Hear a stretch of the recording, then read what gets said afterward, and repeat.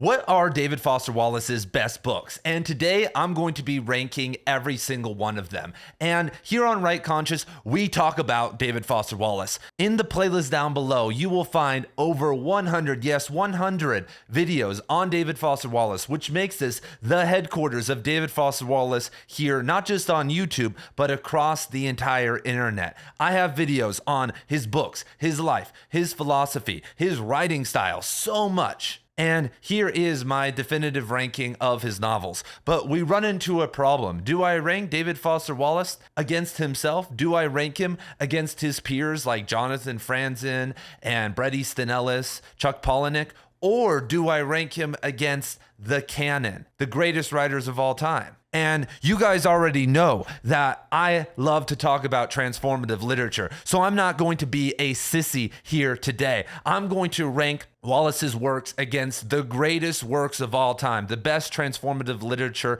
ever written. So that should spice things up a little bit, because that means we're probably going to have some F tier rankings. And so if you guys want to support me and my journey of creating a literary renaissance, not just by talking about authors like Wallace who can change your life, but by also helping authors and readers activate, then consider subscribing and liking the video. This is the most active and wild booktube channel on booktube, and so let's go, everyone. So first on our list, and I thought it was so funny, I was just on Tier Maker where you find these lists and you can make one. I thought I was going to have to make one, and there was a tier ranking list on David Foster Wallace looks, like all his different photos. So we'll do that at the end just for fun. Like, that's like fandom out of control.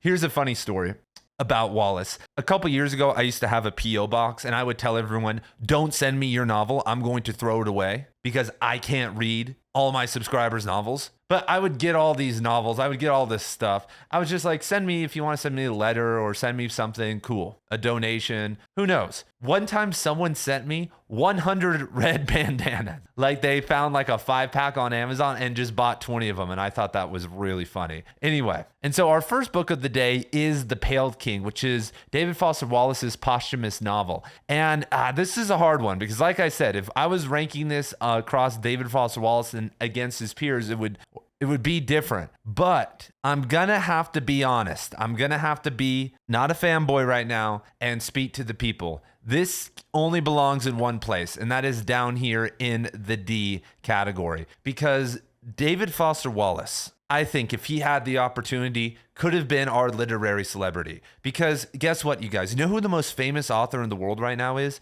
J.K. Rowling. And I know she is in a controversy all the time because of her views on gender issues. But even if she never got into that, whether you agree or disagree with her, she is a terrible literary celebrity, partially because she is a YA fantasy author who is now a billionaire. We don't have a charming author who is a superstar, who can go on the largest podcasts in the world and make people care about literature. I am a fan of Chuck Palahniuk. I love, I don't like all of his work like most authors, but I do like some of his work, and I am into his work. But if I look at his like Joe Rogan appearance or some of his other podcasts, they're snoozers. I don't come away from those wanting to read his work unless I'm already a fan of his. And so I do believe, though, that if David Foster Wallace didn't kill himself, and if he was able to get off of his medication, because by the end of his life, he had quit drugs, he had quit alcohol, he had quit nicotine,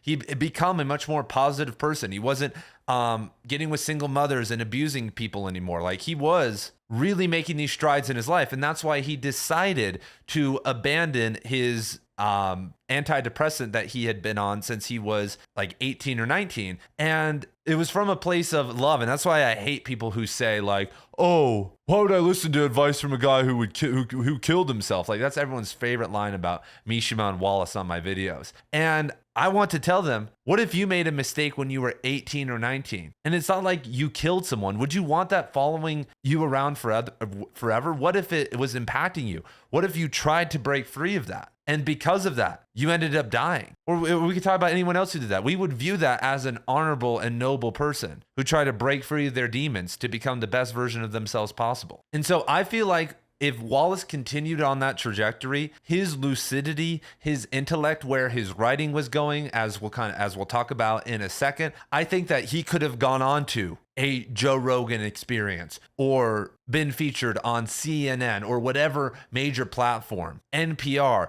and be an absolute superstar. Wallace, by the end of his life, was like a fan of Barack Obama and stuff. And we'll talk about his John McCain piece in a second. And so I could assume that he would not be a fan of Donald Trump, but I could also assume that he wouldn't be raging out on Twitter and embarrassing himself and wasting his creative talent like a Stephen King. I feel like, could you imagine the essays that he would be putting out? I mean, it would be shocking if those were appearing, some 20,000 word essay on Trump in the New York Times or something by David Foster Wallace. It would be huge. And what's so cool about Wallace is that he was always, and this is one of his more admirable traits, a elevator of other authors. He could speak about other authors and really help them. And down below, I actually have a guide of David Foster Wallace's like 300 favorite books. And so if you want that, you can check that out and get it for free. But most authors don't have a favorite book list that is over 300 books long.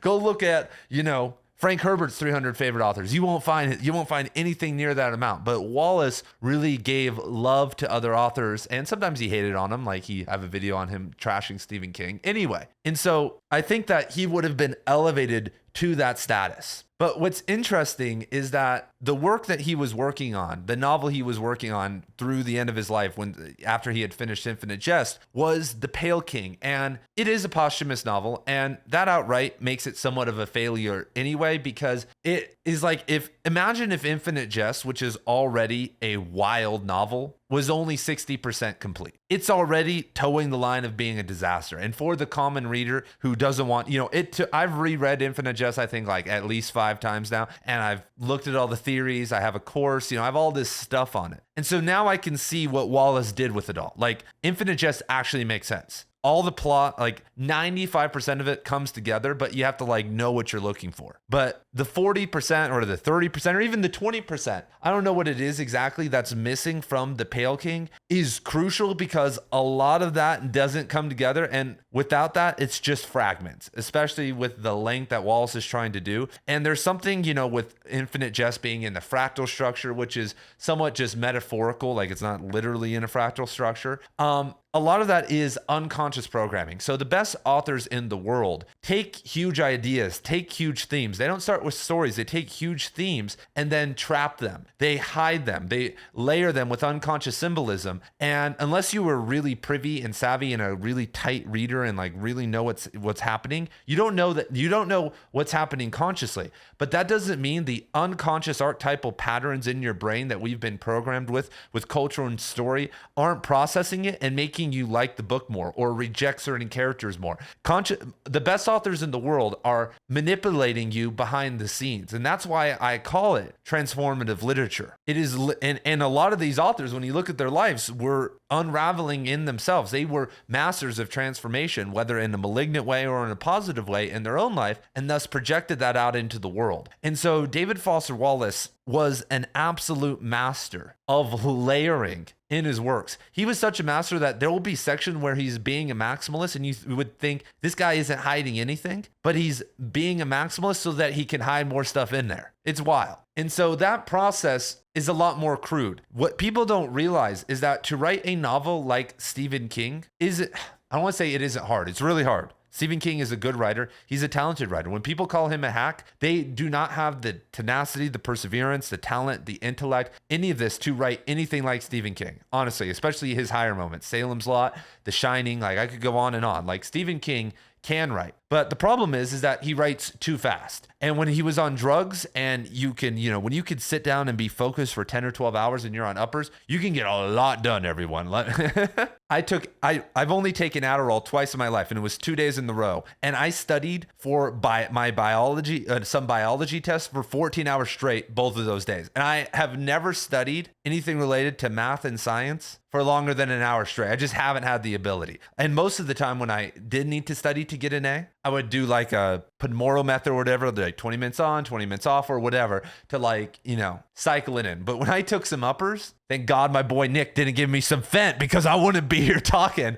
Shout out to Texas A&M and the Adderall flow coming from there or whatever the hell I got.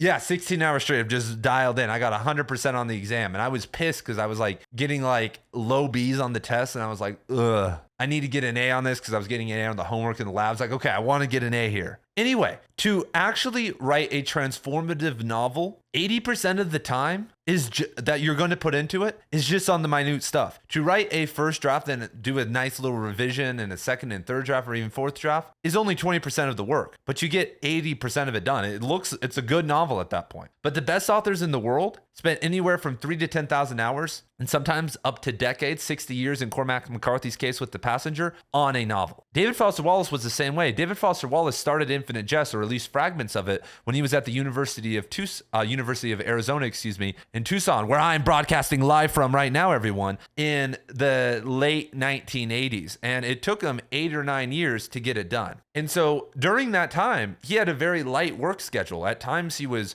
in a halfway house, obviously, and that was time off. But during other times, he was just being a professor. And David Foster Wallace he was a committed professor and he did help his students out a lot, but he was spending a lot of time on writing. I mean, I would say on average, from what I've heard about his routine and what he's done and the output, I've been to the David Foster Wallace archives at the University of Texas in Austin. I mean, we could even call it 4 hours a day, but I would say even 5 hours a day, but that's 1,500 hours a year. And he times that by 5 or 6 and you're getting close to 10,000 hours there. And so the same was true with The Pale King. So the Pale King, basically had been started to be worked on by Wallace a little bit after the publication and media tour and all that of Infinite Jest. And so once again, we kind of had this near 10-year experience of him working on this novel. And something happened to Wallace during this time, though, because Wallace became an alcoholic and a drug addict, even on marijuana. And people will say, you can't become addicted to marijuana. Go read Infinite Jest, bro. You can become addicted to marijuana. You can become addicted to caffeine, to eating foods. You can become addicted to thinking a certain way, to acting a certain malignant way. You can't get addicted to marijuana is what we all told ourselves when we were 16 so that we could spark it up and not feel bad and argue with our parents. Marijuana doesn't give you lung cancer. It doesn't affect your lungs as much as cigarettes, yada, yada, yada. The marijuana we were smoking that was being grown by the cartels that were just with pesticides all over it, get the fuck out of here. It's not that, if you were raised anywhere from, in the 2000s, we were smoking terrible weed. And that's one of the, at least one of the good parts of legalized weed, other than the government has their hand in an enterprise they shouldn't be in. But anyway, Wallace had become addicted to marijuana and especially alcohol in high school. And then by the time he was in university, had become a pothead. And this was a creative crutch for him. The reason he was able to write The Broom of the System, as we're about to talk about much later, how long have I been going already?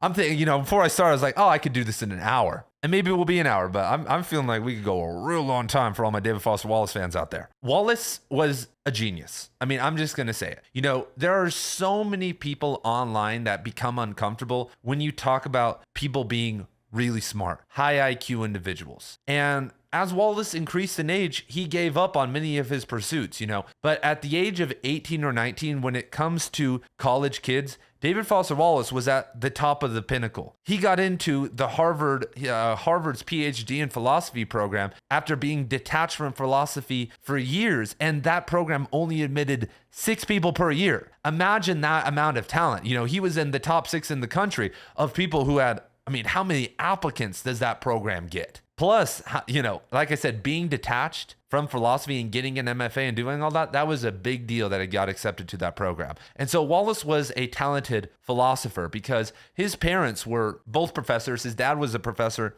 of philosophy and his mom was a professor of English, but she had a focus on more of the analytical grammarian stuff aspects of English. So he was raised in an analytical, snooty household, as he talks about in his essay, Present Tense, or I think it's called Authority in American Usage in Consider the Lobster, which we are talking about next. And speaking of that, I don't know if you guys know this, but I have a David Foster Wallace course over on YouTube, which is over 15 hours long. I have a 3.5-hour breakdown of that essay, Authority in American Usage. And in October, I am completing my Infinite Jest course, which is already over 10 hours long. And so if you want to read Infinite Jest and have a guide to go along with it, the Right Conscious Book Club is the place for you, or the Right Conscious Substack is the place for you. We are also currently finishing Infinite Jest as a group, and we'll do it again sometime in 2026 and 2027 and beyond, depending on when you see this. And so I will put the link down below. But if you guys want to see what the David Foster Wallace course is packing, we have the Infinite Jest course.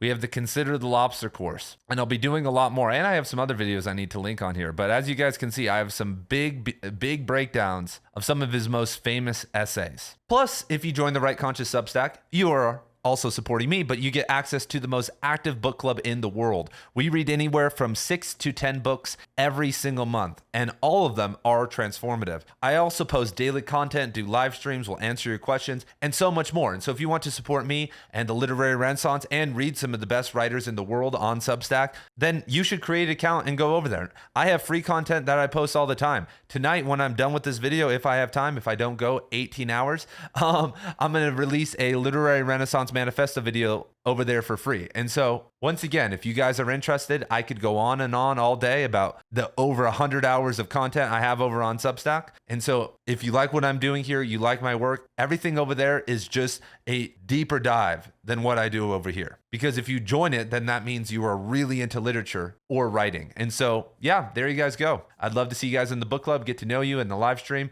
or eventually some of my office hours when I kick those up again starting later this year. And so, David Foster Wallace's dude, like I love talking about David Foster Wallace, you guys. I don't know if you guys can tell. I've been making a lot of other videos and talking about a lot of other authors, but one of the reasons why I liked doing my 100 videos on Wallace and McCarthy is that I have talked more about David Foster Wallace live for an audience than any other person in history, probably. Like, there are professors, but through that, all these courses and all of this, I have integrated everything into my brain. You've heard it before. If you teach something, then you remember it better. And so, like, all this stuff is coming to me. Sometimes when I'm making a video, you might see more jump cuts because I might have to sit and think for a couple minutes, like, okay, what do I want to say about this book? I read this 5 years ago or something, or what do I want to say about this author? And I might take a note or like think and breathe for a second. But with Wallace, I'm like, his mom was a grammarian, a hardcore lady. And so he was raised in this way. And what's interesting is that as we see later in his life, Wallace was a sensitive individual. You know, go read the Consider the Lobster essay. Just kind of look at what he,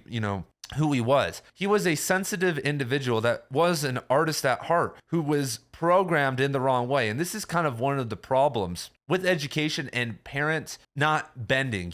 I've seen this a lot with homeschooling. I've seen homeschool turn kids into geniuses who are very socialized, awesome individuals. And as a high school English teacher, let me say for 1 second that when people say that homeschool kids are not socialized well, the weird religious kids that don't get out aren't socialized. But if you come to my class right now, you would say that none of my kids are socialized either. They've been socialized in a malignant way. All of them have been consuming pornography and watching people get killed on the internet for years, no matter what their parents have said.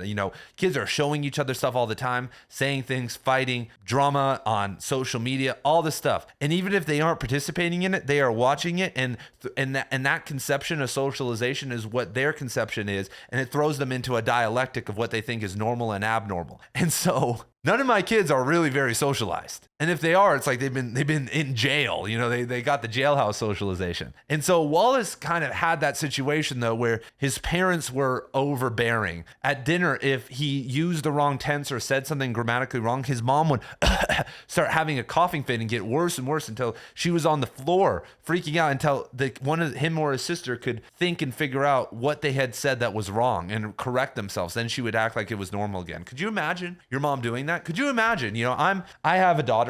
I'm not going to be sending my kids to fucking public school, man. That's the one thing I learned as a teacher. Don't do that.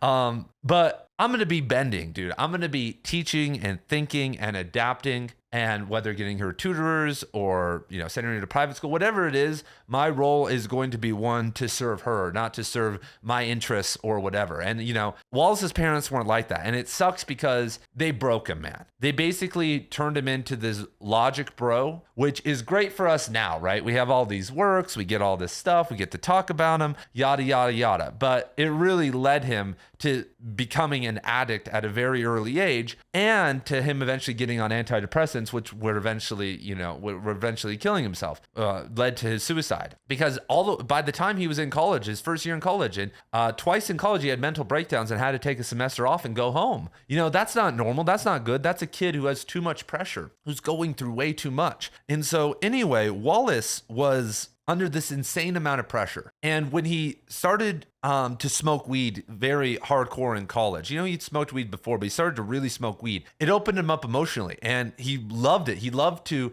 by the time he reached his senior year, smoke a bunch of weed and write characters, write fiction. And it's an awesome experience. I've done it plenty of times in my life. It's really cool to interact, and it's so crazy. And here's the outfit change. It is a new day. I am just as amped. I'm actually going to be launching my t-shirt website, which is going to feature Infinite Jest shirts just like this very soon if you guys are interested. So look out for that. But while Wallace was writing The Broom of the System, which was his first novel, as we'll talk about a little bit later, he tapped into this through his addiction, through his experience with marijuana, of this perfect balance between being young, having vitality, being a genius, understanding high-level philosophical ideas, having the energy and time to put it all together. Because The Broom of a System is a Wittgensteinian synthesis, as we'll talk about, like I said, in a little bit. But I'm going to get back to The Pale King. But I think biographically, it's important to walk through this so that you guys understand. And so Wallace is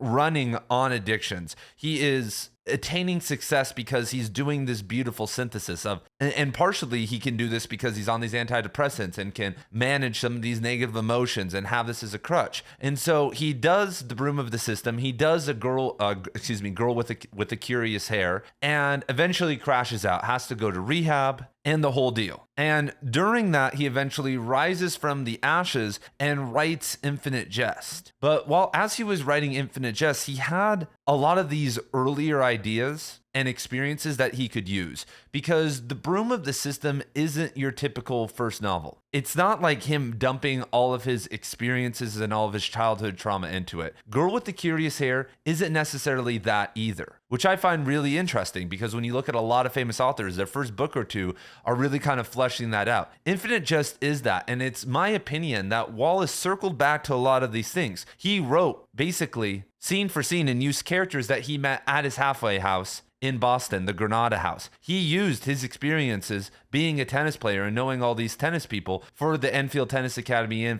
Infinite Jest, He loaded that book with stuff that he was really comfortable with. At the time of writing Infinite Jest, he was still smoking a ton of tobacco, chain smoking it. He was still in abusive relationships. He was still hooking up with his younger students. And I don't know if you guys realize this, but when you are a smelly man in his 30s who's ripping tobacco and a nerd, and 19-year-old college students who, like all young people a lot of the time, are very beautiful, are trying to hook up with you, and you are accepting those offers, it's an adrenaline rush. It's an addiction. Not just the act of sex in and of itself, but the power over those students. And Wallace writes about this once again through Oren. It talks about his conquest of single mothers. But what's important here is that he still had crutches to fuel Infinite Jest. And these continue through Consider the Lobster and A Supposedly Fun Thing I'll Never Do Again.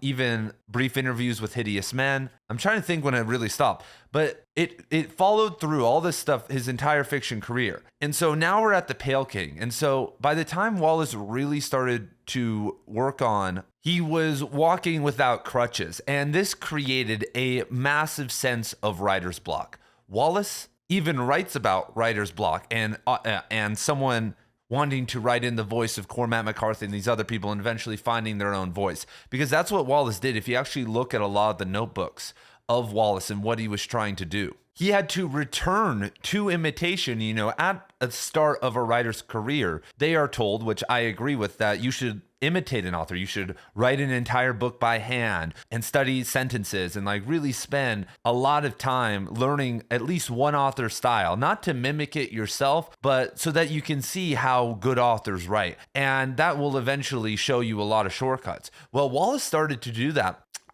or I should say in the 2000s with people like Don DeLillo, Cormac McCarthy, and all these other people, because he was trying to find his voice. He was trying to find that creative spark. And this is a problem that so many artists throughout the past have had, that you are on drugs. I've had a lot of my favorite musicians like this. You're on drugs and then you get off drugs and then suddenly your creativity maybe isn't gone, but it goes in a different direction. We've all heard musicians change their sounds entirely once they get sober. And objectively, it's just as good, but there's some magic quality that isn't there anymore. And I've had a lot of artists who refine that maybe after a couple albums. But Wallace was in a real hole with this book. Let me just be honest here, you guys, because with The Pale King, he had the most ambitious idea ever. And as we'll talk about in a second. And on top of that, he had the pressure of having such a successful novel with Infinite Jest. Imagine the pressure of writing one of the more best-selling, influential, and talked about literary fiction books of your time, and then you got to follow up with it. And that book was over 500,000 words. It's a huge deal. And Wallace was such an overthinker that pressure was there. And imagine if you wrote a book, you guys, and it was awesome and people loved it, and you no longer had that writing ability anymore. What do? Athletes have to go through with this. But what's interesting about authors is that if a 30-year-old wide receiver in the NFL,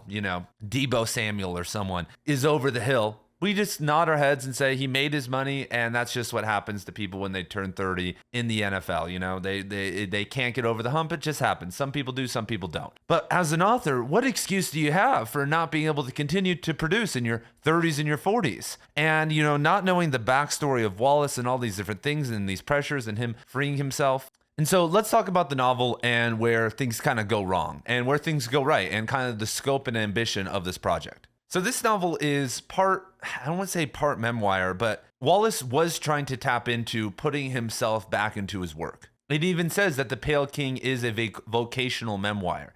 And this novel deals partially, like all of his novels, not entirely, with the IRS and tax code. And Wallace, with Infinite Jest, had this idea. He knew that the dopamine world of addiction was coming and that we were going to be consumed by entertainment. So he wanted to write a novel that was fun, that had chapters that gripped you and that were awesome, but then pair those with novels that made you work and kind of give you this educational experience, provide you something that was entertaining and also transformative.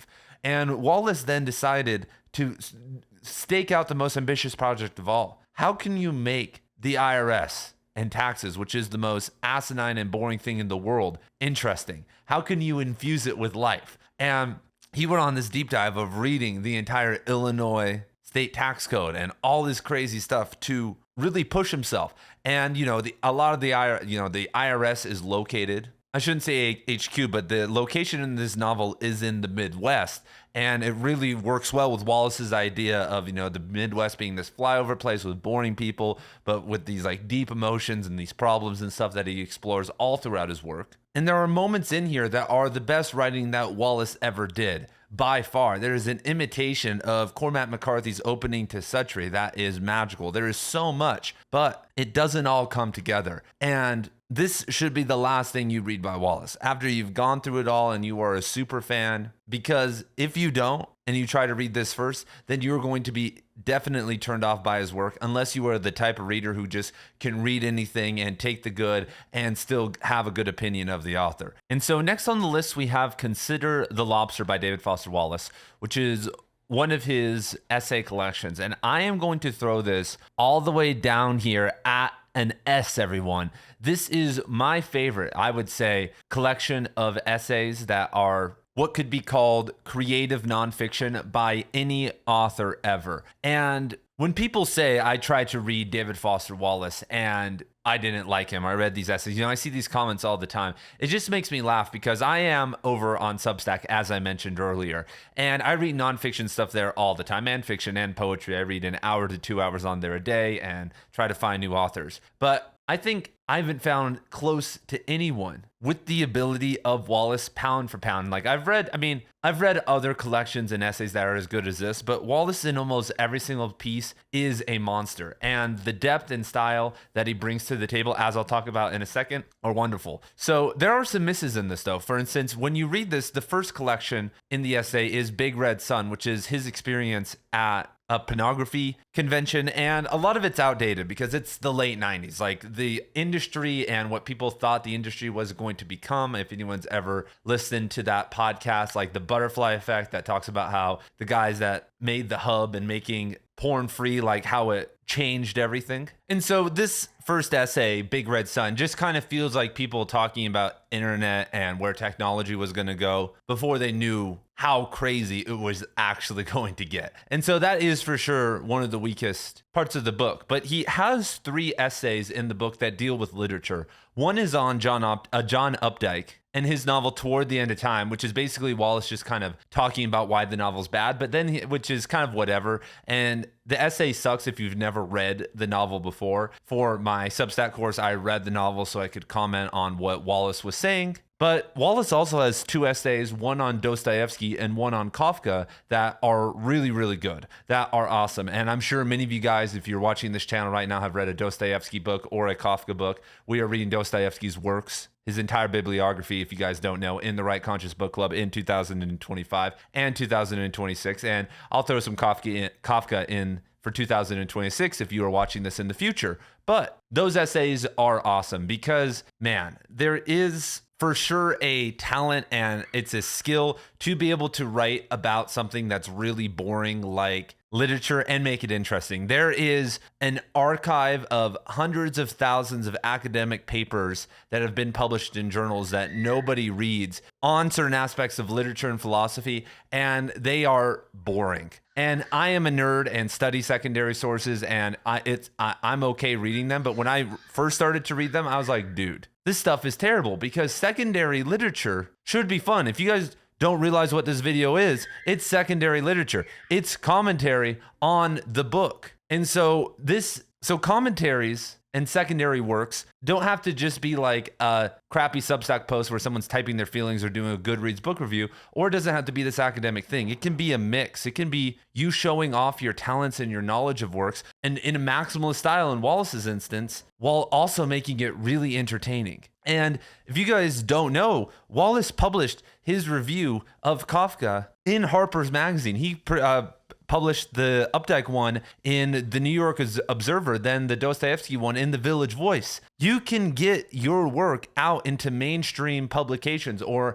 now more so into the Substack world, and it doesn't have to be this academic thing. We've trapped so many great minds and ruined so many great thinkers and artists because of academia. And so Wallace was able to break free from that, and that makes him one of the better creative nonfiction authors. And so those 3 are really good. And speaking of writing, my favorite essay of all time by Wallace is in this book, which is Authority and American Usage, where he talks about his relationship to language and reviews Brian Gardner's A Dictionary of Modern American Usage. And if you guys download that that list of Wallace's 300 favorite books that I talked about, that is linked down below, you will also find the 3 books that Wallace always wrote with by his side. When Wallace sat down and wrote, unless he was like on the road or something, he always had 3 different books next to him. And you guys can find out the other 2 in the book. And I have the exact editions and you can find them online. I have links. But one of those books is A Dictionary of Modern American Usage, because people talk about grammar all the time and reading a punctuation book or learning grammar,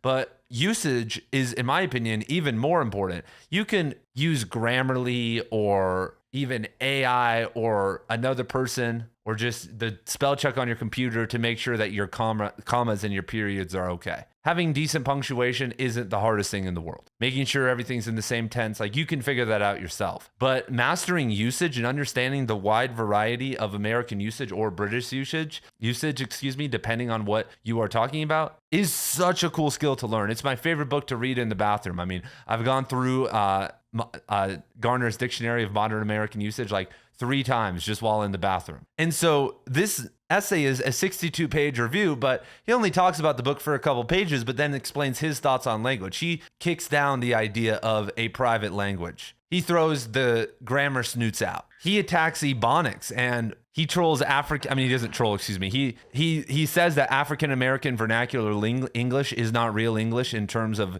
being able to write, which is like now a very controversial and cancelable view. Imagine trying to push that in a university right now.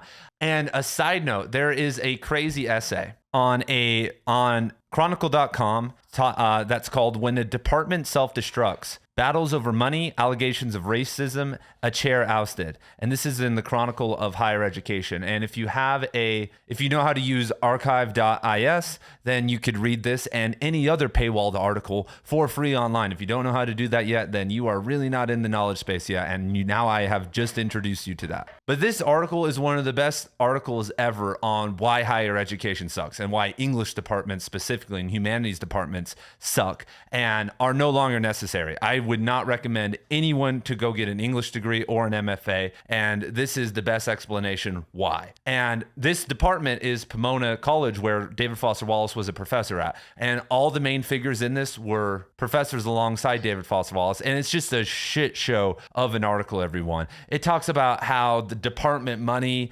was like this new chair got in and he started looking at the books and like there was a lady spending tens of thousands of dollars on a class to like be able to psychically listen to fetuses inside pregnant ladies' bellies. Like, yes, like crazy stuff. And they're saying that this is mandatory for them to be able to teach to the highest level at, this English department. Just so much money wasted, so many crazy people. And when this guy pushed back and said, hey, we should use this money in a better way, then all hell broke loose. You're a racist anyway.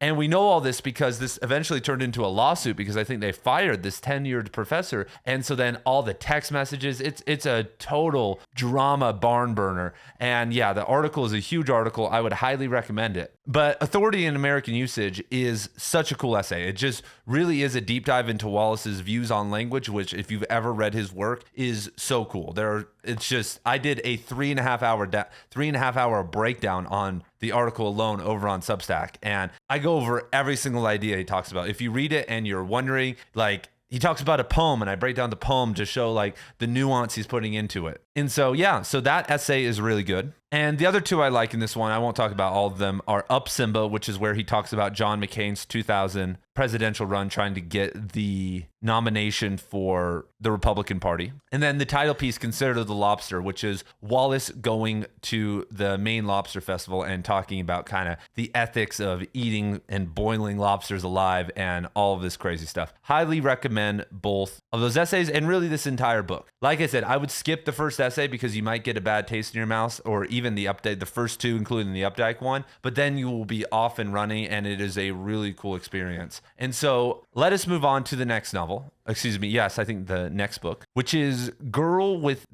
Curious Hair. And I always say, people always get so mad at me because I call it the Girl with the Curious Hair, and it's just Girl with Curious Hair. And so I'm going to this is a short story collection. And so I will be ranking this against some of the best short story collections of all time. And so I'm going to throw this up here in the high C, low B category. I'll throw it up here in the B category. It's a low B though, depending on your preference. But this may be one of the best debut collections of short stories from a very young author of all time. Wallace had published this while he was in his MFA program. Like, imagine being in a program and you have all these creative writing professors that don't like your work, because he showed up at the University of Arizona and he thought there was this professor there that he wanted to be with, and that professor left, and then everyone else was into minimalism. And David Foster Wallace isn't a minimalist. And Wallace was outspoken about people's work and why it sucked and like wasn't necessarily the nicest person there.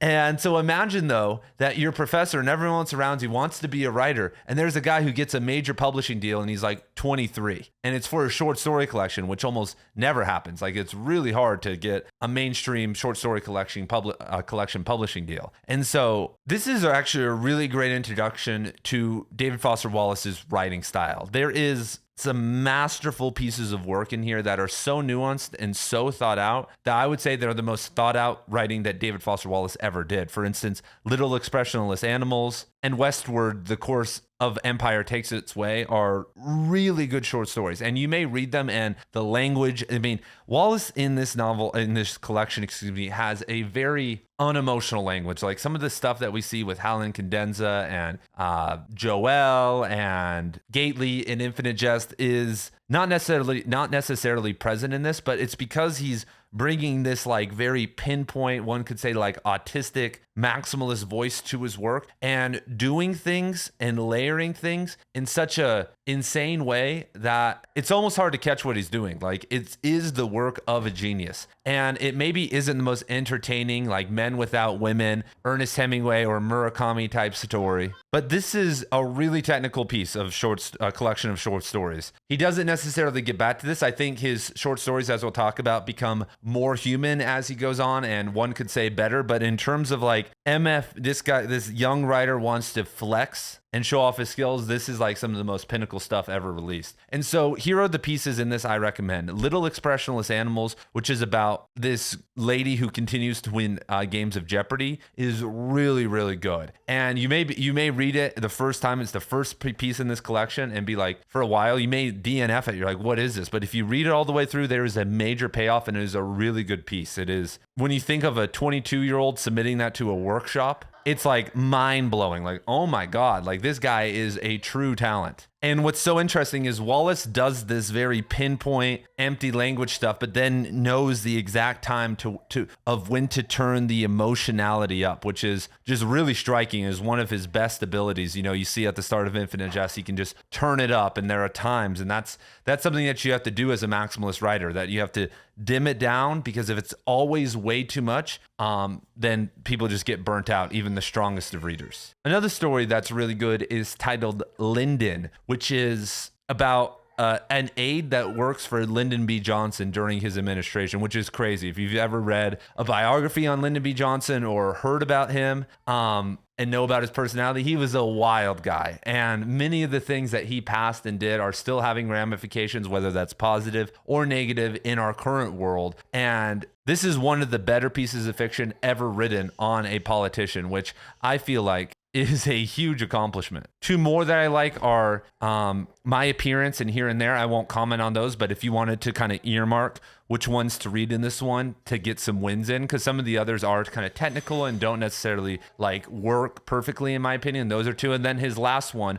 Westward, The Course of Empire Takes Its Way, is a masterpiece in my opinion, which is a 150-page novella that is spectacular. If you are a fan of Wallace, it is one of the best things that he has written, and that helps boost this to the low B level. There are some in this though that I do not like Girl with Curious Hair isn't a good story. There are some other ones, if you know how to think of it, or think about it, I should say, and maybe read an online guide or something, are pretty good also. But let's move on to the next selection. I do recommend this one, especially the ones I mentioned. And so next on our list, we have Everything and More, which is David Foster Wallace's nonfiction book about math. And I'm going to throw this up here in the D+ category. As a fan of David Foster Wallace, I enjoyed this book. You know, I have read about quantum physics and mathematics because of David Foster Wallace, Cormac McCarthy, and in my own study of those fields. But I love David Foster Wallace and his style. I felt like this was somewhat of a stretch to get into, and like I said, I'm coming to this from the perspective of someone who is really into his work And I've heard from other people that a lot of the information in this isn't correct and he really didn't reach the mark. So in terms of explaining math to a lay audience, he doesn't do it. And in terms of entertaining me or transforming me, he really doesn't do it either. And so there are other books that are like pop quantum physics or other things that explain these big concepts or can show me practical things and I can work through them that I feel like I've enjoyed a lot more than this. And that's why I'm throwing it down here. There are S tier books in this category. And I'm not really an expert in this field. Maybe someone else out there can tell me if I'm getting this wrong. But in general, from what I've read about this and how I experienced it, it's fun to read more of his work. But this one's kind of like his book, Signifying Rappers, which I don't think is on this list. It's just kind of like a meh. And what's interesting about this is that I think this is kind of the fall off.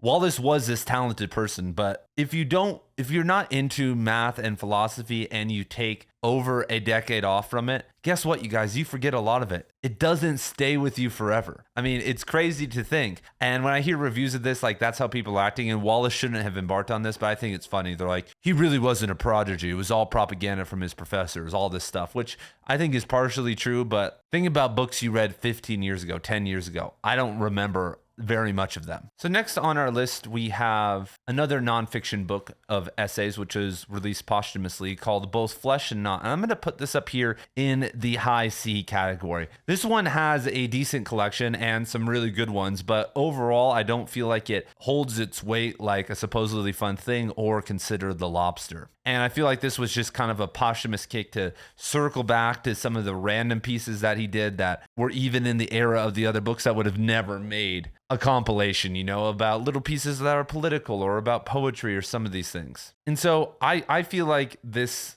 collection really isn't useful for a new reader. I would feel bad if someone, I actually came across this a couple years ago. I hadn't read it at a used bookstore and I was like, oh wow, I haven't read this. And I got it and I felt bad because there were 2 copies there. And if someone picked this up before and read through this, I feel like they wouldn't really get what Wallace was doing because a lot of this stuff is really niche. A lot of this, there's a review of David Markson's Wittgenstein's Mistress. There's, talk on other postmodernist novels and that stuff is like really kind of highfalutin and over people's head. And yeah, I don't like a lot of David Foster Wallace's tennis pieces. I don't know what it is, but he can get into it and he does a decent job. But I just feel like, as we'll talk about in a second, right? Tennis is, in a supposedly fun thing I'll never do again discussion. I don't feel like tennis is the most exciting sport in the world. It's kind of like writing about golf or curling. And a lot of the players in tennis aren't that dynamic. There aren't that many. There are some controversies, but in general, it's a gentleman's sport. It's a respectable sport. And so we don't get the war machines or the Conor McGregors or the Antonio Browns or the Gilbert Arenases, the best shooter in the league,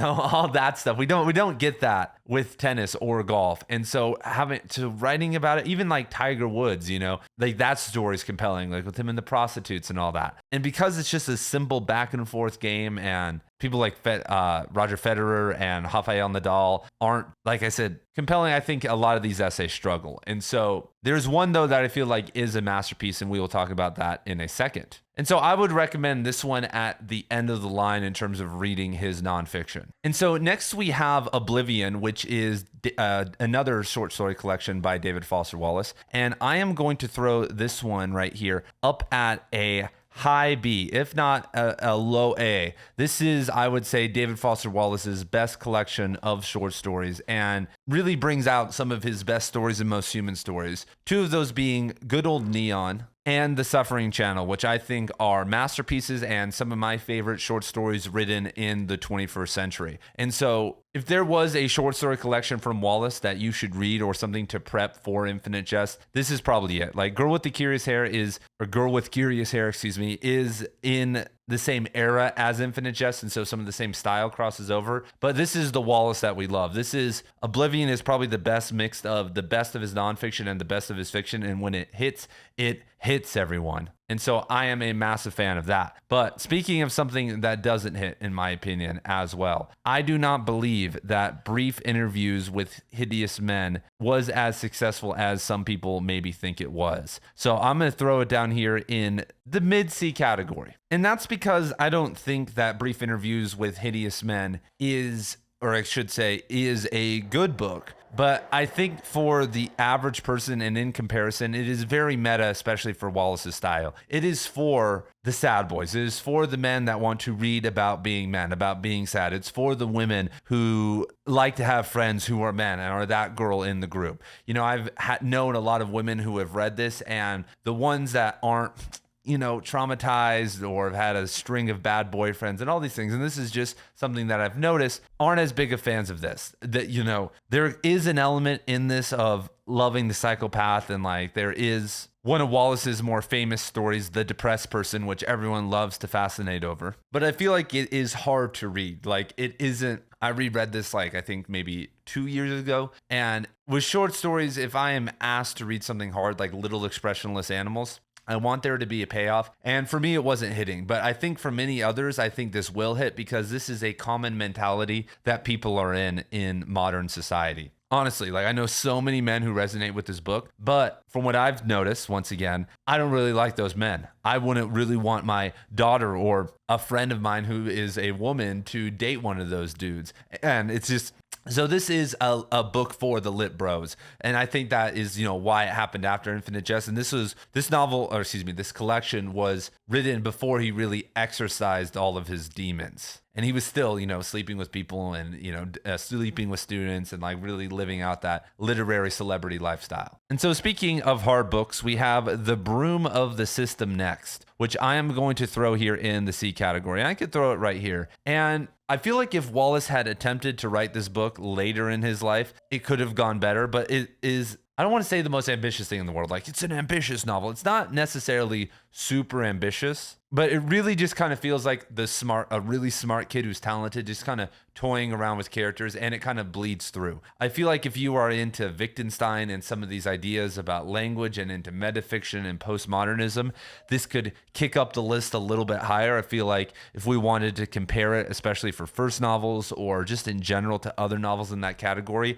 it could be in the more B category. But to me, it's more of just the game and look how smart I am, which is great, more so than a real transformative story, which is what I'm interested in. Oblivion, Consider the Lobster, the next two books we're going to talk about, even some of the stories of in Girl with Curious Hair, they'll have transformative elements. The Broom of the System, as you could be argued, but for me and where I'm at in my life, and when I first read it and reread it, it really didn't have that impact for me, except in an intellectual way.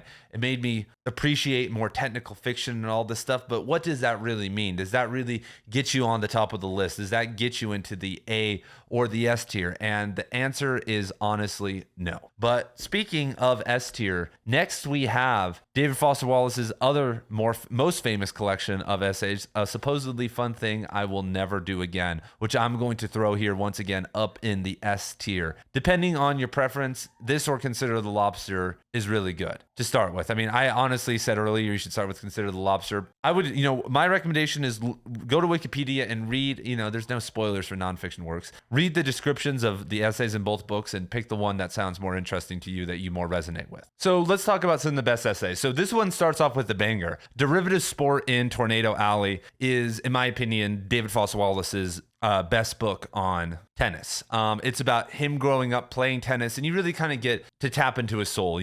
We've later kind of learned that he exaggerated how good he was, but he actually really doesn't. He said that he was good when he was in middle school and then dropped off in high school. And if someone said they were one of the best in the region, if you told me right now I was one of the best shot putters in 7th grade in Arizona, I'd be like, okay, that doesn't mean anything. But if you told me I could have been the state champion in California at the highest division for wrestling, I'd be like, damn, that's a real accomplishment, But being good when you're beating other 11-year-olds doesn't really matter. Like kids, it's so temperamental at that age. But what really makes this awesome is the ending. I won't spoil it, but Wallace really combines and really layers. As you'll see, this is one of the best creative nonfiction essays of all time, and is a masterclass of what to do and how to image pattern, because he talks about being this tennis player that uses the wind and all these things to his advantage, and then eventually when he starts playing on courts where he can't do that, he starts failing, and then all of that at the end kind of comes to a head and comes together,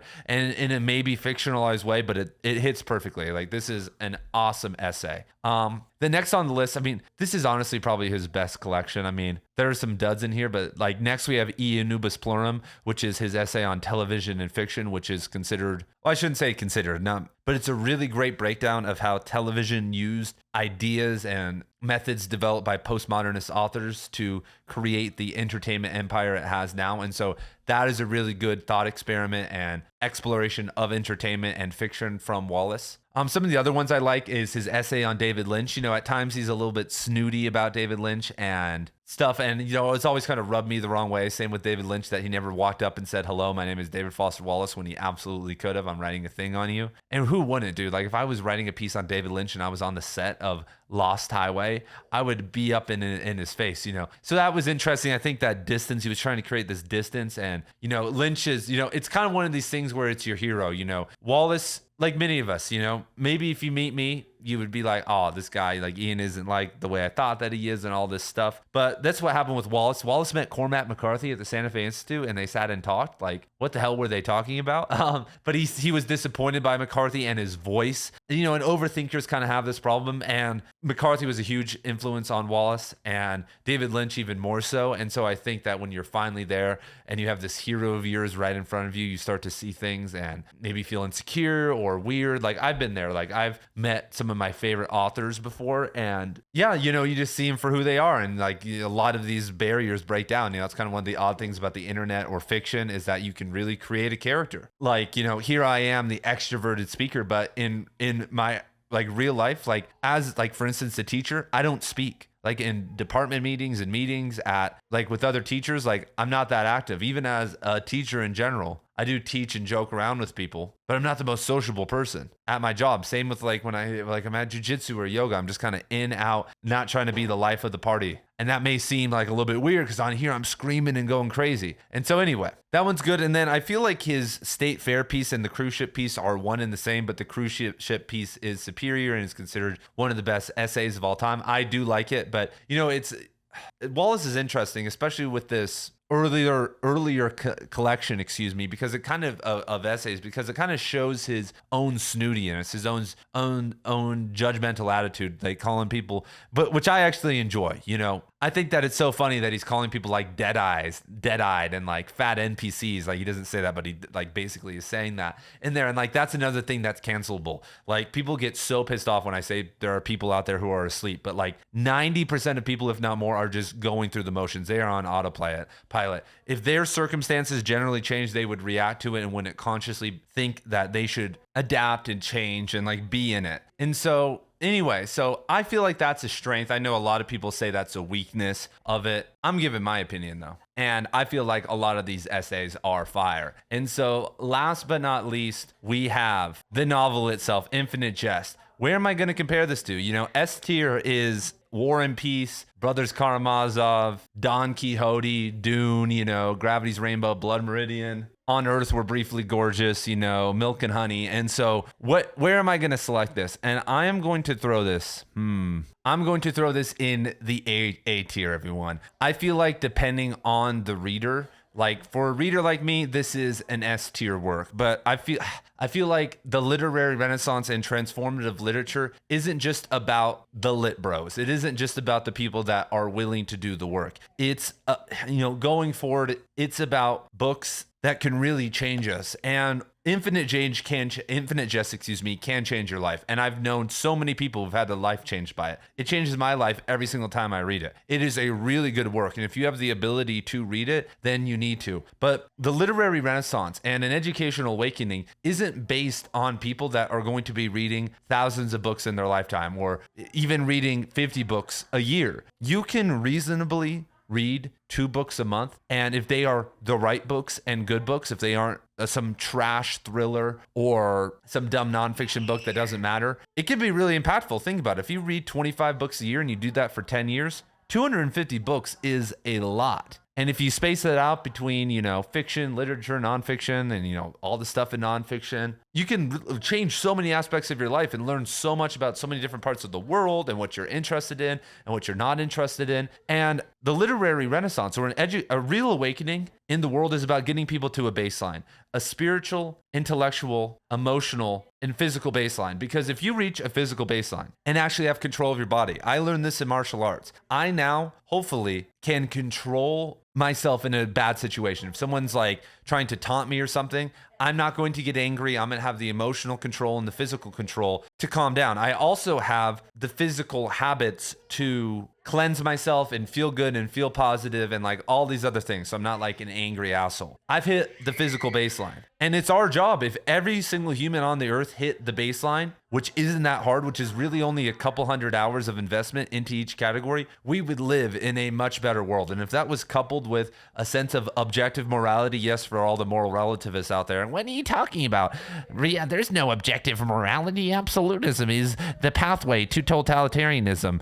Mr. Right Conscious, yes, I know. But without an objective morality, we will never achieve a sense of us believing in an objective reality, even if it doesn't exist, a priori or not even a priori. We will never achieve actual freedom in the world. Anyway, all of that is to say that I don't know if we're talking about the intellectual category or even the spiritual category or emotional category. I don't think Infinite Jest is necessarily in that collection of books that you need to read or is even one of the highest hitters, because the do not finish rate on the Infinite Jest is insane, everyone. So many people don't finish this book. And so the problem is that it's like doing a bad workout. You know, I don't know if you guys have ever had this experience. Luckily, everyone's done. I think this has happened to everyone before. You go and work out with a friend and they do something crazy like, hey, let's go to CrossFit. And you like never have done CrossFit before. And you like just get burned out or hurt or something like that. Or you do something dumb. And it could be like a negative experience and maybe you don't do it again for a while. This was my experience with surfing. You know, my dad had some friend who was into surfing and lived in Southern California near the beach. And so when I was young,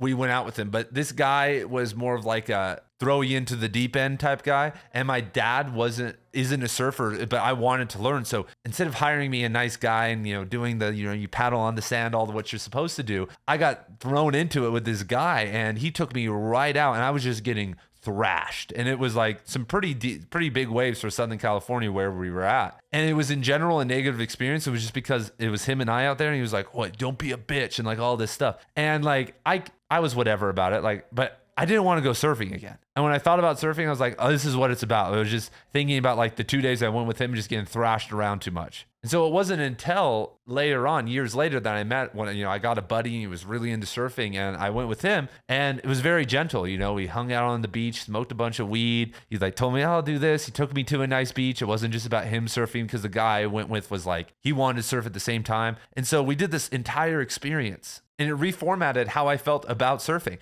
And I love it. And like, I'm going to continue doing it. But for 10 years, I rejected like so many opportunities to go surfing. Like I was in Hawaii for multiple weeks, staying with a family member who lived there and could have gone surfing. I was like, no, I don't want to do that. I'll just walk around. And so that's the problem with reading though. I feel like if you give someone a book, it could kick them off the path. And I've seen it happen countless times. I see it happen all the time with my students. I select the wrong book. Now in my class, like it's really interesting about being a teacher is that I could get a book that works with 4 of the other classes. Their peer is the same age. And in one of the class, all 4 of the classes it will work, but with one of the other classes, it just won't work. And I've learned to just adapt. Like one of my best skills now is that we start a book and then I will stop it. Even if we're 100 pages in and be like, no, we're done. We're starting something else. And talk to the kids like one by one and be like, do you like this? What do you want? Like, what do we need here? And then make it a collective effort. Then we attack something that works. Because what I've seen from being a teacher, and this is actually my new philosophy and something I've had to come to the hard way, is that most people are traumatized from their public education experience, from bad teachers. That's why a lot of people don't want to read, because they were forced to read crappy work and have to do assignments and quizzes and all this stuff. And so I've kind of taken the approach that my job isn't to be this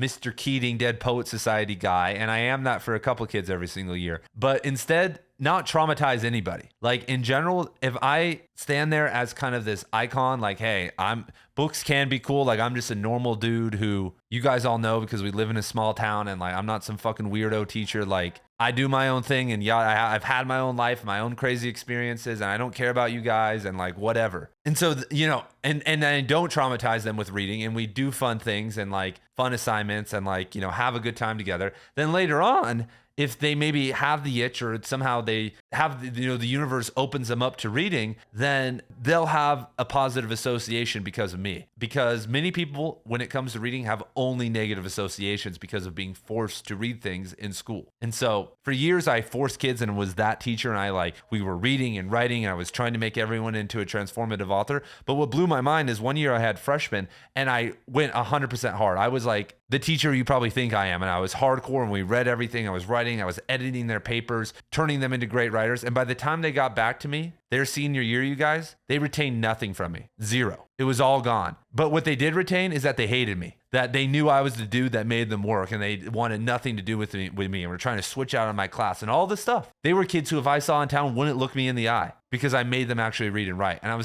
I'm like, was that worth it? But with the classes who I make reading fun with and like aren't crazy with, even the kids that weren't social and like I didn't connect with, if I see them in public, they'll say, what's up to me? Like it's really interesting. And so I feel like Infinite Jest is a book for, the ambitious kids. And that's why it's down here at an A. I feel like it is an S tier masterpiece. Infinite Jest, if you guys do not know, is a complete novel. Has everything you need to transform within it. And especially if you kind of go off on some of its derivative ideas and explore further. But it can be a little bit too convoluted. There are sections, especially in the first 100 or 150 pages, that I feel like are failures and are even hard for me to read, on my 5th or 6th reread. I'm like, oh, here we are again. And so I can't imagine what some random chick whose boyfriend is throwing Infinite Jest in her face, feels. And so these are my rankings. I think I didn't include Signifying Rappers. That is definitely on the D tier. That's probably his worst book. Like, I'm a big fan of hip hop and they did not capture the mark. And so once again, if you guys want to support the channel, I have over 100 free videos on David Foster Wallace. Go watch those. Leave a like, leave a comment. I